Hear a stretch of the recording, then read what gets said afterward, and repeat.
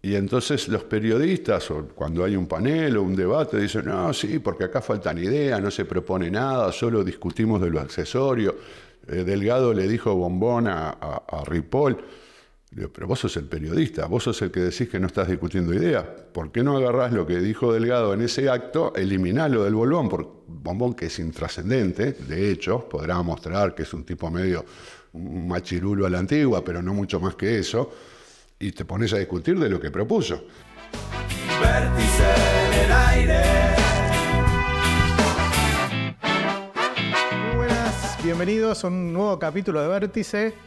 Hoy estamos nada menos que con un politólogo, porque ya prácticamente estamos votando. Estamos con el señor Daniel Buquet. ¿Cómo estás, Daniel? ¿Qué tal? Muy bien, un gusto estar acá. Bueno, ¿quién es Daniel Buquet?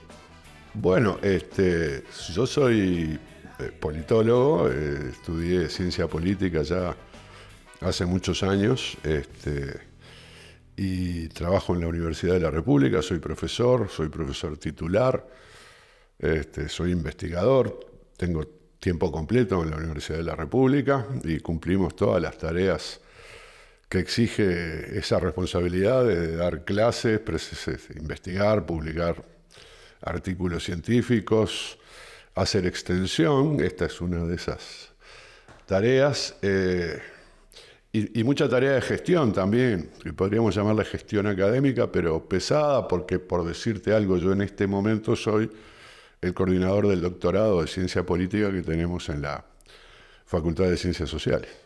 Bueno, bastantes cosas entonces. Sí, solo dije una pequeña parte. Bueno, antes de entrar en lo que es la actual competencia política, empecemos por algunas cosas que me gustaría saber de qué es lo que crees. Por ejemplo, el tema de la reelección. Un tema que Tabaré Vázquez estaba de acuerdo en hacer, que le hubiera encantado que hubiera estado en aquel momento, y que creo que al actual presidente, Lacalle Pou, se debe estar tirando de los pelos porque no existe una reelección.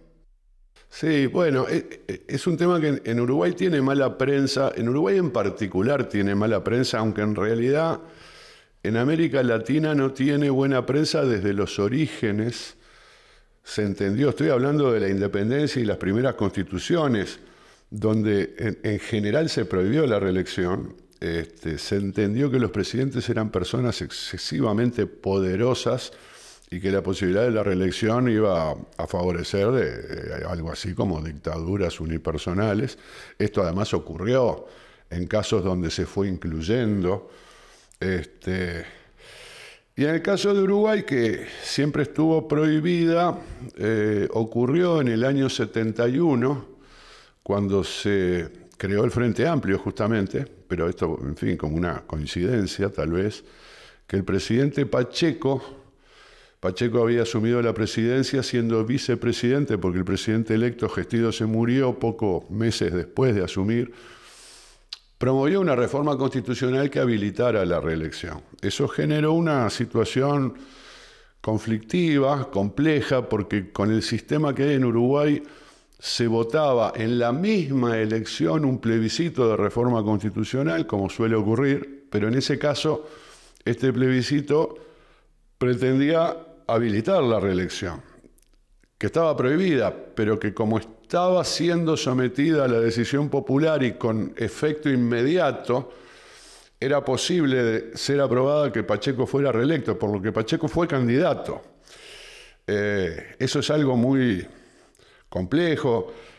La forma de votar por dos regímenes alternativos, porque se ponía en efecto si se aprobaba en el momento, entonces vos estás votando en una elección, pero no sabés bien cuál es la regla, puede ser una u otra.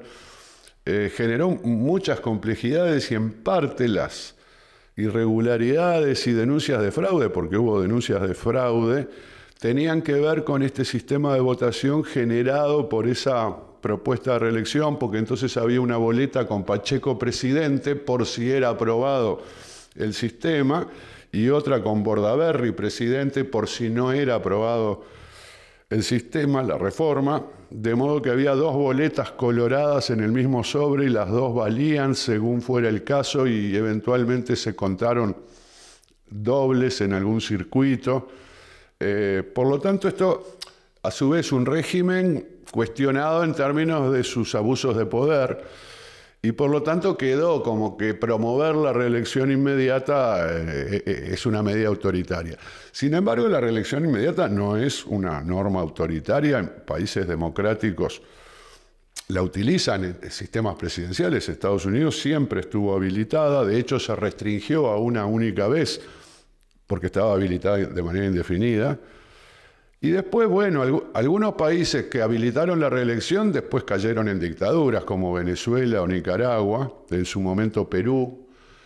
Pero otros, como Brasil y Argentina, en fin, habilitaron la reelección y no pasa nada raro. Es como en Estados Unidos, digamos, un presidente electo puede volver a ser candidato en la siguiente elección y listo, no más allá de eso. Y yo creo que esto no afecta a la democracia, es una posibilidad que tiene, sí, efectivamente, el presidente siendo candidato corre con ventaja. Pero bueno, por otro lado, esto permite una continuidad de las políticas de gobierno en la medida en que el gobierno sea bien evaluado, que podría favorecer procesos políticos que si no, bueno, se entrecortan porque hay que empezar de nuevo, hay que formar gobierno. Sí, pasó muy claro con Tabaré Vázquez, Mujica y Tabaré Vázquez, ¿no? Bueno, acá tenemos esta posibilidad que algunos llaman reelección mediata. Esto existe también en muchos países. Este sistema también puede tener desventajas, ¿no? El presidente saliente, como no puede ser reelecto en ese momento, pero puede volver a postularse luego de un periodo, tal vez tenga incentivos para generar, en fin, dentro de su partido las condiciones para volver, ¿no? Y eso no siempre es bueno para su propio partido. Sí, no, estaba pensando que ese miedo que a veces pasa en esta reelección puede asimilarse un poco a lo que pasa en el interior del país en cuanto a las intendencias, ¿no? Que en definitiva ellos sí pueden ser reelectos y pasa a veces que se forman a veces algunos feudos, ¿no? Que siempre se habla. Sí, yo creo que tiene un poco, a ver, es un modelo, podemos llamarlo de reelección limitada, restringida, es una sola vez, así se aplica para los intendentes. No todos logran la reelección, pero la mayoría sí. Y esto no es un tema de la regla estrictamente. Yo creo que esto combinado con algunas formas de hacer política en algunos departamentos, capaz que más chicos, lleva a facilitarle a un caudillo local ser medio el dueño del departamento, ¿no? Tenemos algunos intendentes que han estado 2 periodos, luego, como el descanso del guerrero, no sé, pasan al Senado o a otro cargo, diputado. Creo que Vidalín, por ejemplo, fue diputado. Otros senadores, Botana ahora, por ejemplo. Y son medios señores del lugar. Pero ahí vos tenés otros factores, ¿no? Son departamentos más chicos, la intendencia tiene mucho peso en la vida sociopolítica, económica. Bueno, se utilizan muchas veces mecanismos clientelares. Sí, yo creo que hay problemas. Esto se ha empezado a estudiar en el caso de Uruguay, en particular de democracia subnacional, que puede tener que ver la reelección. Yo no estoy diciendo que la reelección lo genere, pero contribuye a que en un país como el nuestro, que nos jactamos de figurar en los índices en el top 20 por lo menos de las democracias del mundo, mucha gente ha mostrado, intenta ver que, bueno, capaz que en un departamento este nivel de democracia y de pluralismo y de respeto, en fin, por las instituciones y los equilibrios, capaz que no funciona tan así, ¿no? Bueno, vamos de a poquito embarrándonos en las elecciones actuales. Esto lo voy a decir yo creo que la calidad de los que se presentan para presidente ha bajado en relación con otros tiempos. No estamos hablando hoy por hoy ni de un Tabaré Vázquez, ni de un Sanguinetti, ni de un Lacalle Herrera. ¿Y eso puede haber generado que la gente no se enamore? Bueno, este es un punto sobre el cual se ha especulado. Yo soy un poco reacio a a especular, incluso cuando me dicen la campaña es chata, no hay entusiasmo y cosas por el estilo. No es que yo no lo crea, pero es como una percepción, ¿no? Y no mucho más que eso. Yo creo que hay una cosa que vos decís que es cierta, sin evaluar a las personas. En esta elección para el cargo presidencial, en los principales partidos, no compite ningún jefe político excluyente, como fue Tabaré, pero Sanguinetti, como dijiste, pero también Lacalle Pou. Es decir, estas figuras tuvieron un nivel de liderazgo natural, digamos, carismático, natural, más allá de que tienen rivales internos, siempre tuvieron, los partidos uruguayos son así. Y resulta que ahora vos tenés a Delgado, pero que no es el jefe, sino que es el amigo del jefe. Orsi, más o menos lo mismo. Mujica tal vez no fue un dirigente tan excluyente, por lo menos en la interna, como Vázquez, que era una especie de referente universal del Frente Amplio. Mujica, capaz que más a nivel internacional, logró esa condición. Pero claro, Orsi es el amigo de Mujica.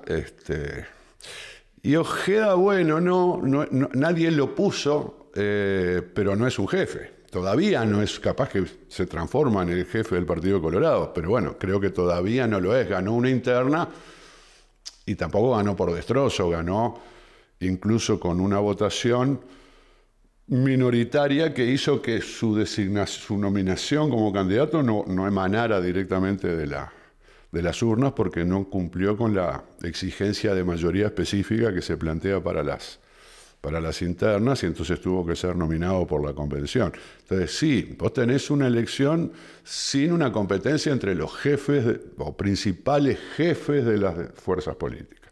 Y eso puede ser un factor que genere poco entusiasmo. Después también se ha notado, una estudiante mía en particular, Delmira Luis, que yo sepa, lo planteó así como una especie de caracterización de la coyuntura, y es que más que una competencia clásica entre oficialismo y oposición, y por lo tanto gente que está a favor del gobierno lo apoya y gente que quiere sacarlo busca apoyar a la oposición alternativa, tenés en realidad como si fueran dos oficialismos, ¿no?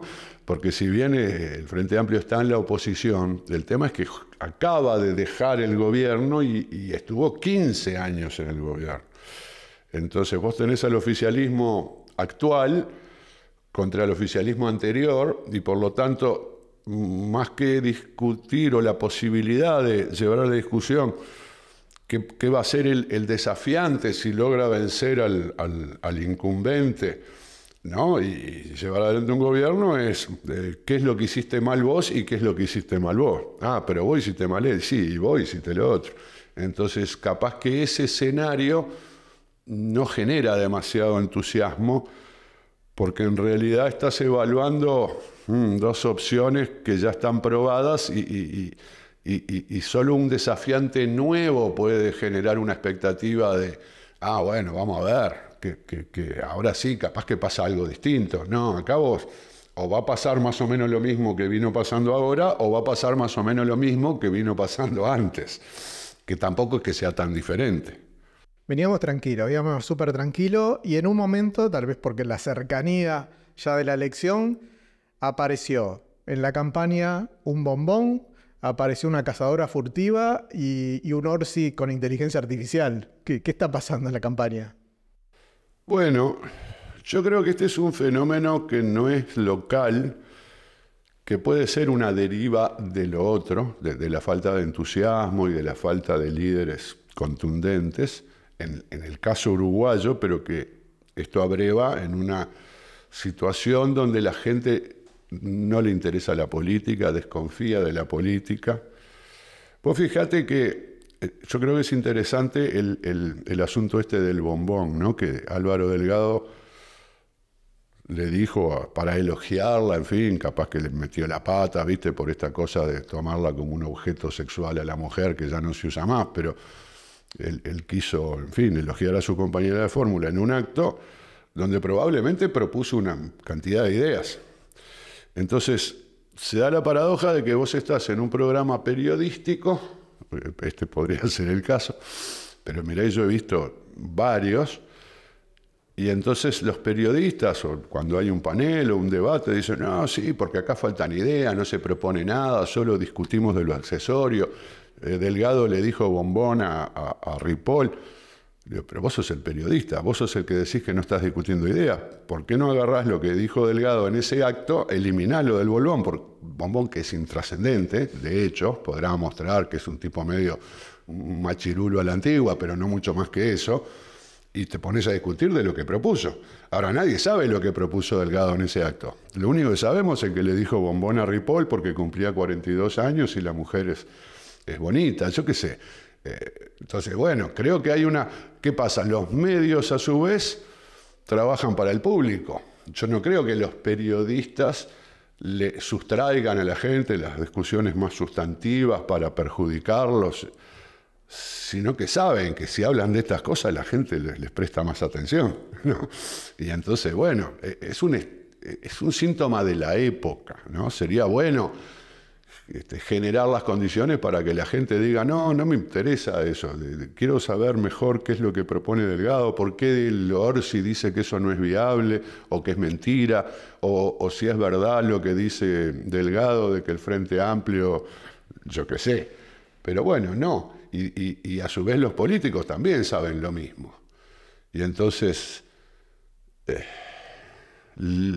se dan cuenta que si ellos generan un hecho inusual, llamativo, también atraen la atención de los electores, y que si ponen una lista de medidas sustantivas, la gente se aburre.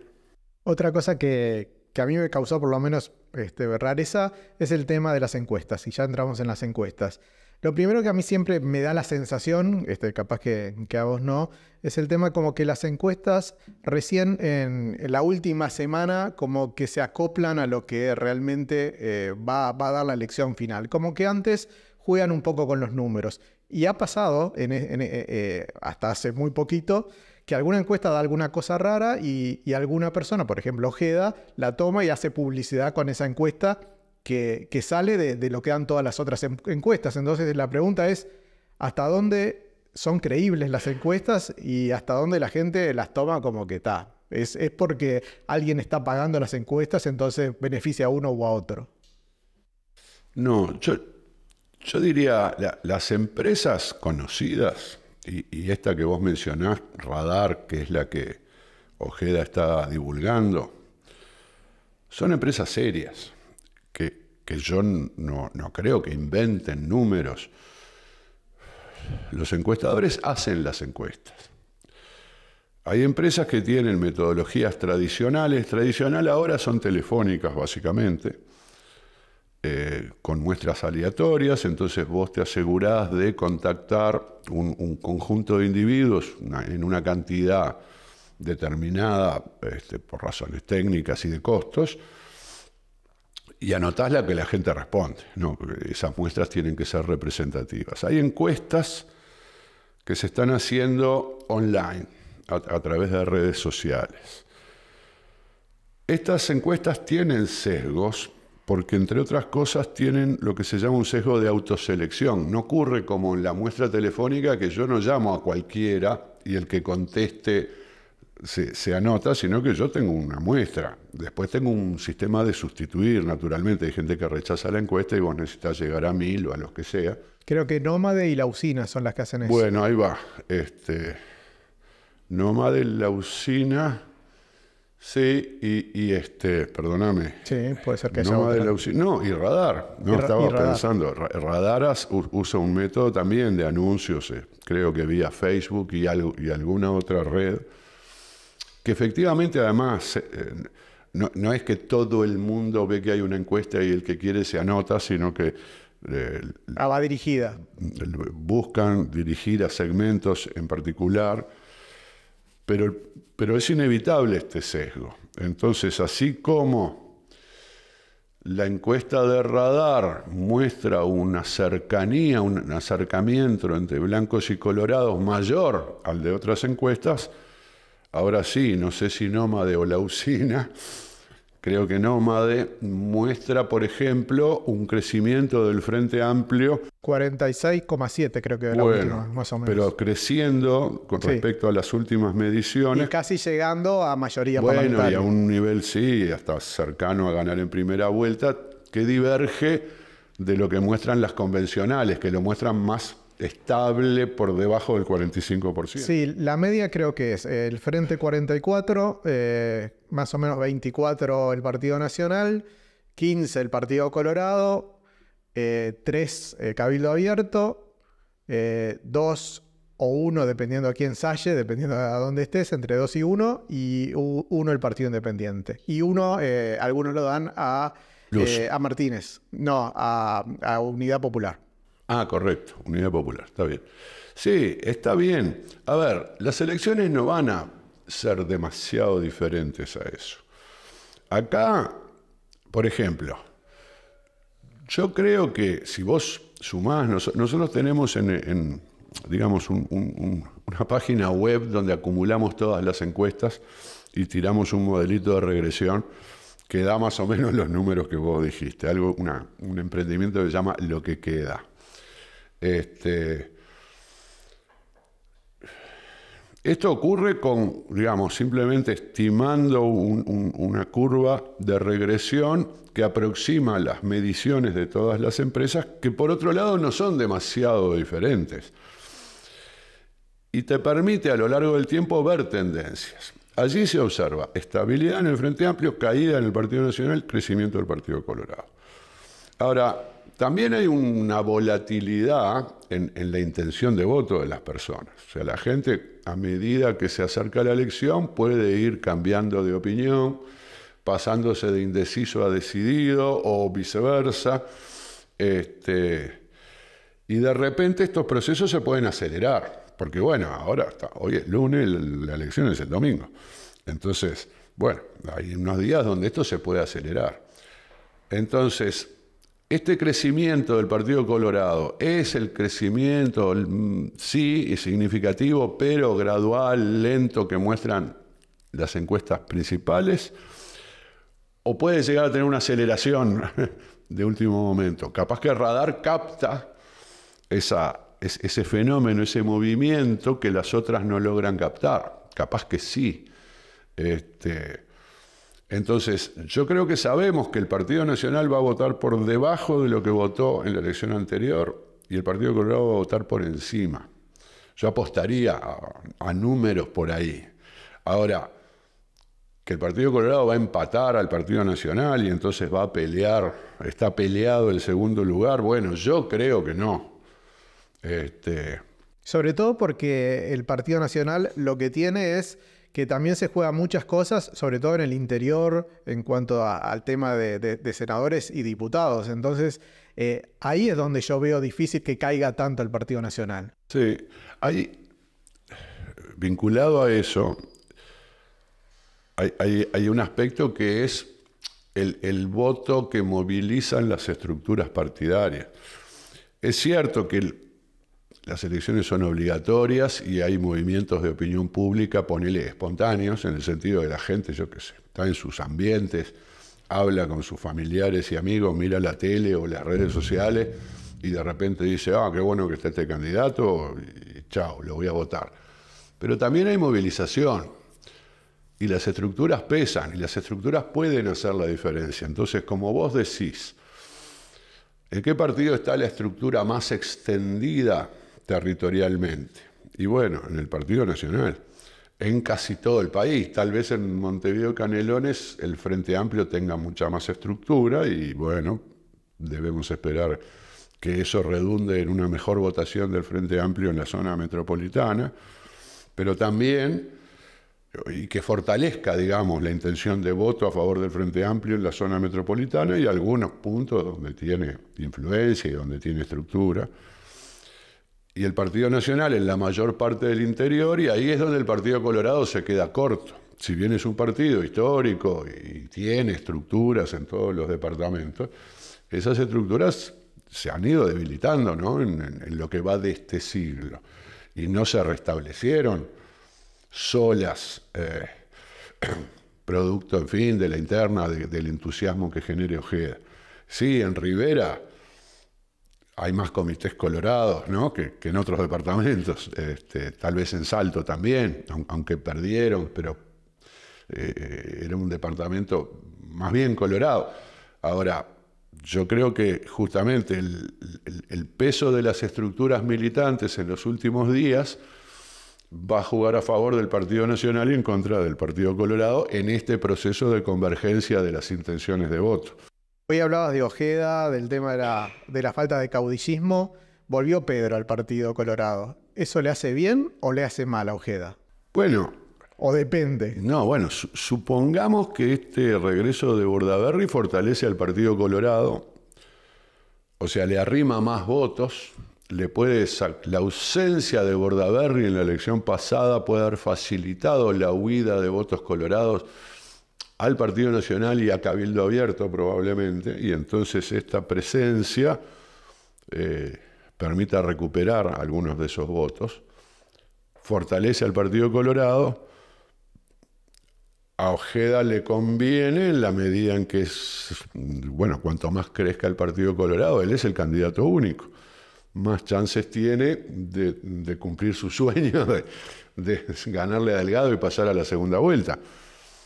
Ahora, también es cierto que Bordaberry es un líder, yo no diría del nivel de Sanguinetti, Vázquez, etcétera, lo que dijimos, pero si sacando a Sanguinetti tal vez sea el líder más importante, la figura, el referente más conocido y potente del Partido Colorado. Entonces también es posible que vaya como le vaya a Ojeda o al partido en general, la bancada de Pedro sea más grande que la de Ojeda. Y entonces, en la perspectiva del liderazgo de Ojeda, de pasar a ser entonces sí el líder o uno de los líderes indiscutidos, bueno, ahí se ve obstaculizado, porque está bien, si empatan, bueno, si queda medio dividida la cosa, Ojeda saca unos cuantos senadores, no sabemos cuántos son unos cuantos, pero 2, 3 senadores, bueno. Y se calcula unos entre 4 y 5 los que podría llegar a sacar el Partido Colorado, ¿no? Con estas votaciones aproximadas que estamos tirando, no más de 5. 5, debería sacar 5. Yo digo que debería sacar 5 por lo menos. Si llega al 15, sí, ahí llegaría al 5. Sí, yo creo que eso... Y ahí hay que ver, si el Partido Colorado no llega al 15, prácticamente no creció, ¿no? Sí, está bien, creo que votó 12, algo, pero decir que ahora llegamos al 13,9, ahora el 15 suena más a un... Bordaberry creo que había llegado al 17 en un momento y se pensaba que era una votación baja también. Yo creo que sí, una gran votación colorada sería mejorar ese 17 de Bordaberry del año 2009. ¿No? 18 sería una gran votación. Un 15 sería una votación aceptable, estimulante, en la perspectiva de que este partido no tiende a desaparecer, se mantiene, etc. Y bueno, sí, 3 senadores para Ojeda parecen entonces delirante. 2 senadores sería un estupendo resultado. 2 y 2 más 1 ¿cómo es? De las 600 de Robert Silva. No sé, sería un resultado equilibrado donde Ojeda quedaría, si bien no como un líder excluyente, un líder potente en igualdad de condiciones. Ahora, si en este resultado Ojeda saca un solo senador, y bueno, Bordaberry 2 o 3 y otros meten un senador, bueno, creo que ahí Ojeda queda como uno más, se desdibuja un poco el protagonismo que ha logrado hasta ahora. Pasamos al Partido Nacional. Uno de las personas que pasó aquí por el programa se animó a decir que el herrerismo está por desaparecer. ¿Cómo lo ves después de estos problemas que tuvo, la ida de Raffo, la ida de Gloria Rodríguez y que no se ha renovado, ¿no? Porque sigue con Heber a cargo de todo, más los otros problemas que le fueron pasando antes de esto, que no los mencionemos por ahora. Está bien. Sí, está muy golpeado el sector, ¿no? Por los otros problemas, sobre todo por Penades. Por Penades, sí. Que era una de las figuras más relevantes en la... No sé si la más atractiva electoralmente, pero una figura muy relevante en la conducción política del sector. Ha tenido, bueno, el problema con Raffo, el abandono de Gloria Rodríguez, que me parece que está un poco vinculado a esta situación, y también algo que uno debería poder medir, que es que como nosotros no sabemos bien cómo viene la mano, algunos políticos parece que lo saben, sin hacer encuestas, ¿no? Simplemente porque están recorriendo los barrios, los pueblos, y ven cómo viene la mano, y se mueven, y se van de un sector y se meten en otro, y en general esos políticos aciertan, o sea, abandonan sectores a los que después les va mal, sin saber bien cuál es la causa y cuál es el efecto. Como esa capillera se fue de Cabildo Abierto, ya hace bastante tiempo. Creo que todavía las encuestas no eran contundentes en términos de pronosticar una caída importante de la votación de Cabildo Abierto. Pero esa capillera lo sabía, ¿no? Y se fue con Ojeda. Es decir, un líder emergente con cierto potencial electoral. Entonces, bueno, Gloria Rodríguez, si yo no me equivoco, está ahora en el Espacio 40 o Alianza País, que parece un grupo que ha tomado una envergadura muy importante en el Partido Nacional, juntando mucha gente, intendentes. No sé si al final de Centro también está en ese grupo, pero en fin, dejando a ver el aire fresco y todos, el grupo que lidera el presidente de un lado, el herrerismo disminuido del otro y este otro gran armado, porque bueno, no sé, Gandini, por ejemplo, sí tiene su lista, pero en realidad él está aliado con la 404. Sí, y además creo que va como quinto senador dentro Exacto. de la 404. Es más probable que sea senador, bueno, no sé si es muy probable, el quinto la verdad que es difícil, pero es más probable que sea senador por la 404 que por la 250.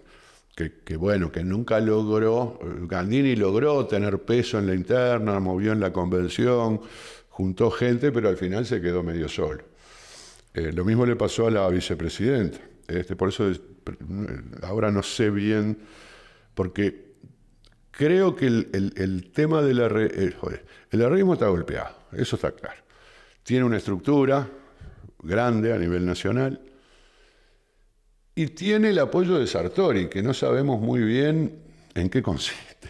Esta vez no puso tanta plata, me parece como la última vez. Por eso, yo creo que la única buena noticia para el herrerismo es, bueno, lo tenés a Sartori. Yo qué sé, en parte plata y en parte Sartori ya logró como cierto nivel de impacto mediático, y entonces eso capaz que ayuda ahora en los últimos días, no lo sé, pero efectivamente no creo que desaparezca como sector, ¿no? Da la sensación de que no han tomado las medidas adecuadas para buscar la renovación, y tal vez si esto sigue así, la extinción se produzca naturalmente. Vayamos a los partidos chicos. Más o menos vimos cómo están dando las encuestas. ¿Puede llegar a que los partidos chicos sean determinantes en diputados o tal vez hasta en el Senado? Porque algunos dan a Salle con posibilidad de entrar al Senado.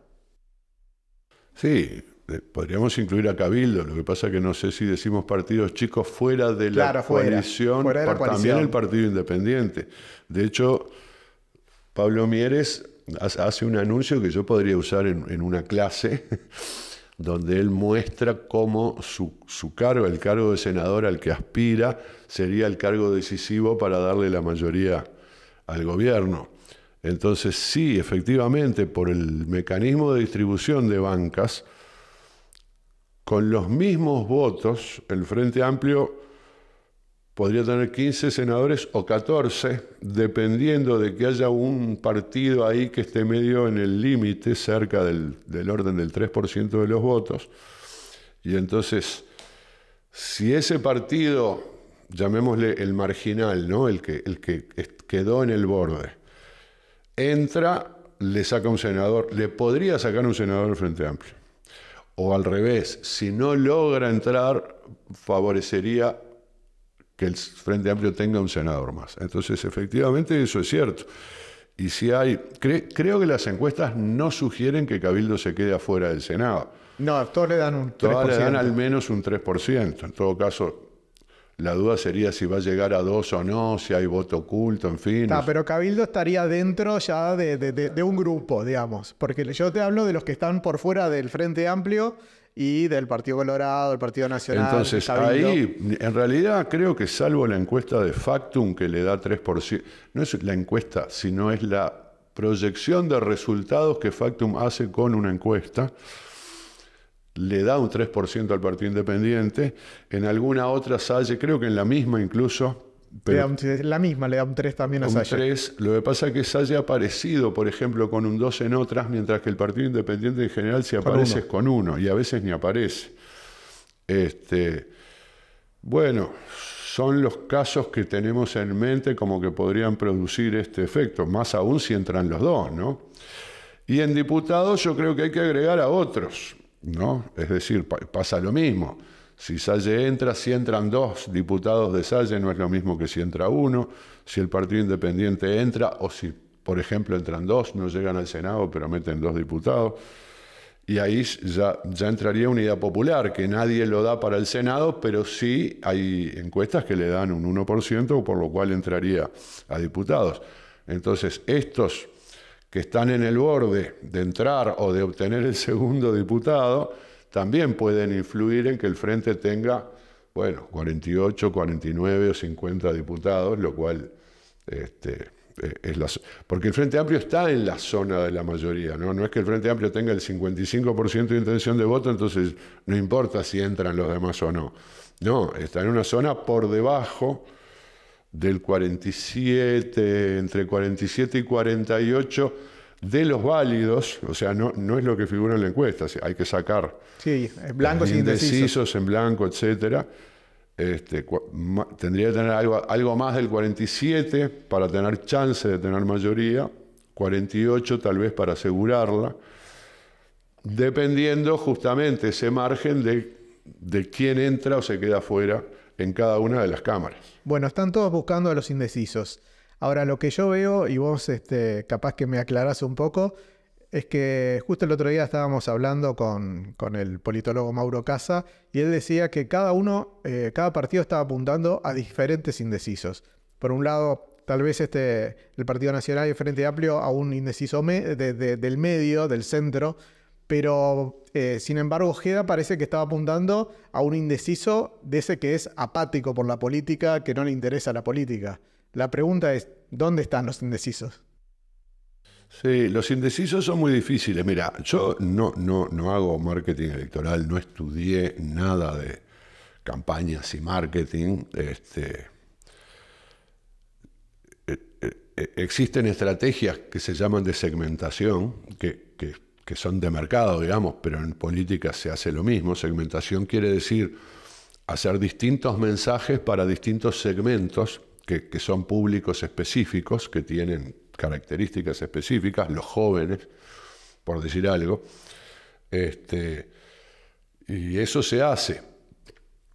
Yo creo que a ver, esta idea de Ojeda de enfatizar esta cuestión de los animales, de la protección a los animales, yo qué sé qué, debe venir de algún estudio que vio que gente indecisa adhería a estas posiciones, por ejemplo, ¿no? Pero, a ver, es una mera sospecha mía.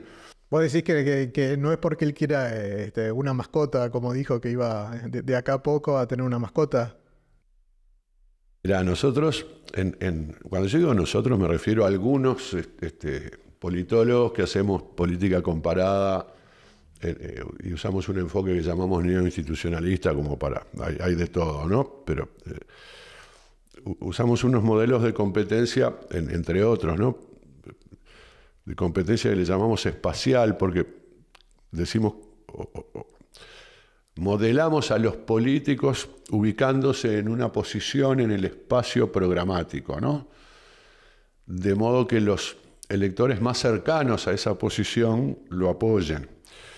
Y el que propuso por primera vez el uso de estos modelos para la política, dijo en su libro que los políticos no quieren ganar las elecciones para implementar sus programas, sino que hacen sus programas para ganar las elecciones. Entonces, yo siempre supongo eso. Es decir, que cuando los... Está bien, el programa del Frente Amplio no está hecho necesariamente para ganar las elecciones. Lo que pasa es que en la campaña electoral no se difunde el programa del Frente Amplio. Las campañas enfatizan algunas medidas y algunas cuestiones. Esos énfasis son para ganar las elecciones. No es que sea lo más importante del programa, ni lo más importante para los militantes, ni para los técnicos partidarios. Entonces, siempre que veas, siempre que resulte claro que un candidato está enfatizando alguna cuestión, pensá, sospechá que lo está haciendo no porque esa es su principal preocupación en ese momento, sino porque alguien le dijo, che, hay que hablar de esto. ¿Cómo ves usando las redes a los políticos? Ni idea. No tengo redes. Así que no lo ves directamente. No los veo. Sé que es una forma inevitable. Digo, sé que están obligados a tener, básicamente, creo que 3 o 4 redes sociales que usa mucha gente. Y sé que algunos son, no sé, precavidos y no hacen, ¿cómo se dice? Postean con todo el tiempo, sino que piensan cada tanto, meten algún mensaje, y otros son una máquina de decir cosas según le vengan en la cabeza, y muchos meten la pata, y todo eso además después queda en el medio de un borbollón de cosas donde se generan estas burbujas. Yo esto lo sé porque he estudiado algunos trabajos académicos sobre redes, donde en realidad los que integran una de esas burbujas piensan todos igual, y entonces no les importa nada si lo que hizo el candidato fue meter la pata o no, porque ellos lo promueven igual y listo. Es decir, es algo como que tienen que estar allí, y yo creo que no debe tener, no puede tener ningún impacto decisivo. El tema es estar ausente, me parece. Es como todo, tenés que estar, porque si no te perdés, ¿no? Ahora, estando, me parece que no haces la diferencia. Bueno, yo sé que tenés un compromiso muy importante ahora, así que vamos con el final, que es, nada, el domingo estamos todos votando. ¿Qué te parece a vos que va a pasar? Bueno, va a haber una elección, va a ocurrir con normalidad en el horario previsto, y a las 8:30 algunas de las empresas que conocemos va a estar haciendo alguna proyección sobre los resultados. Yo creo que los resultados van a ser del orden de lo que dije antes. No me animo a hacer más nada. El Frente Amplio votando por encima del 40%, pero no sé si por encima del 45%. Estoy hablando ahora de votos válidos. Yo diría que creo que no por encima del 45%, que el Partido Nacional va a estar por encima del 20%, pero por debajo del 25%. Y el Partido Colorado creo que sí, que va a subir por ahí un 15% o algo más. O sea, mi capacidad de pronosticar es muy pobre, ¿no? Te estoy diciendo lo que dicen las encuestas. El Cabildo Abierto va a disminuir su votación, y después hay otros 3 partidos por lo menos otros 3 partidos que están en la zona de obtener una banca. Podría ser más de una banca, podría ser un senador. Y tal vez nos sorprenda alguno, porque, en fin, lo que pasa es que las sorpresas no se pueden predecir, ¿no? ¿Te ves venir alguna sorpresa? Y no, porque no sería una sorpresa. Pero sí, algo va a ocurrir, algo va a pasar que vamos a decir, mirá, esta no me la esperaba. Capaz que aparezca alguno de los otros partidos menores con una muy buena votación, o alguno que esperábamos una votación muy pequeña resulte más alta, o se frustre la expectativa colorada de mejorar la votación, no sé. Porque además, bueno, nosotros hemos visto y esto nos lleva también a ser prudentes con estos pronósticos, que el sistema de partidos uruguayos entró en un equilibrio nuevo, un equilibrio digamos, donde hay como dos bloques y más de 3 partidos, y tenemos niveles bajos de volatilidad. Y la elección pasada tuvo un nivel relativamente alto de volatilidad como consecuencia de la aparición de Cabildo Abierto. Esta elección hoy sugiere que va a tener un nivel cercano de volatilidad. ¿Por qué? Porque Cabildo Abierto va a caer bastante y porque va a haber un movimiento de votos entre blancos y colorados. Y yo creo que esto es como demasiado técnico, pero es como pronosticar un nivel de volatilidad de unos 12 puntos, que sería cercano a lo que se produjo en la elección pasada, me parece razonable, y yo no esperaría mucha más volatilidad, ¿no? Entonces, para producir esa volatilidad vos necesitas que los cambios no sean más de ciertas magnitudes, ¿no? Entonces yo no espero cambios que tengan más de esa magnitud, es decir, que un partido pierda 5 puntos de votación ya es bastante. Y si uno pierde 5 o 6, bueno, los otros tampoco. Claro, si uno pierde, la volatilidad siempre tiene una parte que entrega y la otra que recibe, ¿no? Si alguien pierde 6 puntos, esos 6 puntos se van a otros partidos, pero en general repartidos, ¿no? Entonces, bueno, sí, efectivamente, yo espero que haya un nivel de volatilidad relativamente importante para Uruguay, que siempre son niveles de volatilidad, bueno, incluso menores de 10 puntos. En este caso, por eso digo relativamente importante, porque sería mayor a 10 puntos, pero seguramente menor de 15. Entonces, para tener ese nivel de volatilidad no podés cambiar demasiado los resultados. Gracias, Daniel. Por favor, un gusto. Nos vemos en la próxima. Pausas en el camino marcan el compás. En el silencio que retumba, nuestra esencia sonará, resonando la ciudad. Vértice en el aire.